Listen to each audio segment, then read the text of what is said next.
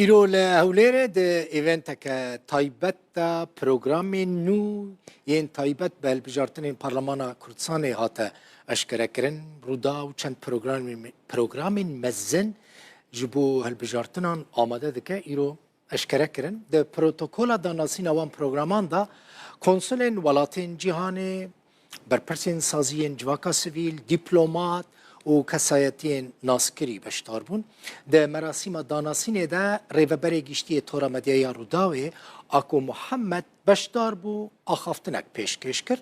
Di axaftina xwe de bal kişande ser wê yekê ku wê Rûdaw aliyên siyasî û kesên şareza derbasî nava wan dîbeytên taybet û profesyonel bike. Dibêje gelê Kurdistanê dixwaze bibe xwediyê parlemaneke bihêz. Weke ku ew giringiyê didin Kurdan, Ako Muhammed dibêje, ew ê giringiyê bidin pêkhateyên din jî.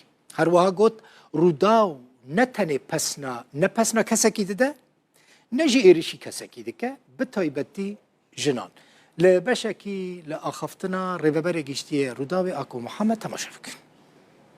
ئەتەکێت و کۆدی پیشەیمان ڕێگەمان پێنادات گفتوگۆ لەبارەی تایبەتمەندی و پرایڤسی و کەسەکان و لەگەڵ بربژێران بکەین و بکەوینە پەسەندانیانەوە ئاواش نابێ لە ڕووداوە هێرشی کەسی و ناوەزڕاندن بەرامبەر هیچ بربژێرێک بکرێت بە تایبەتی بربژێرانی ژن کە زۆر جار زیاتر لە بربژێرانی دیکە دەکرێنە ئامانج.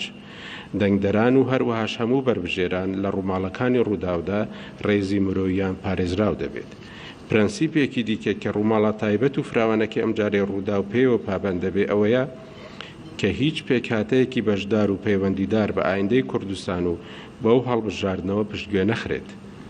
وەک چۆن کورد لە ڕووماڵەکاندا دەردەکەون ئاواش کلدان و ئاشووری و سریان، تورکمان و ئەرمەنی و هەموو پێکهاتەکانی دیکە دەردەکەون. نوێنەرانی هەموو لایەنە بەشدارەکان لە هەڵبژاردندا بەشێک دەبن لە ڕووماڵی ڕووداودا. هەروەها دەمەوێت سەرنجام بۆ ئەوە ڕابکێشم کە تۆڕی میدیای ڕوودا و لە هاوکاری بەردەوامدایە لەگەڵ دامەزراوە نێودەوڵەتیەکان بۆ ڕێگەگرتن لە بڵاوبوونەوەی هەواڵی ساختە. دەزانین لەم هەڵبژاردنەدا یەکێک لە کارەسەرەکیەکانمان ڕێگەگرتن لە بڵاوکردنەوەی فێک نیوز دەبێت.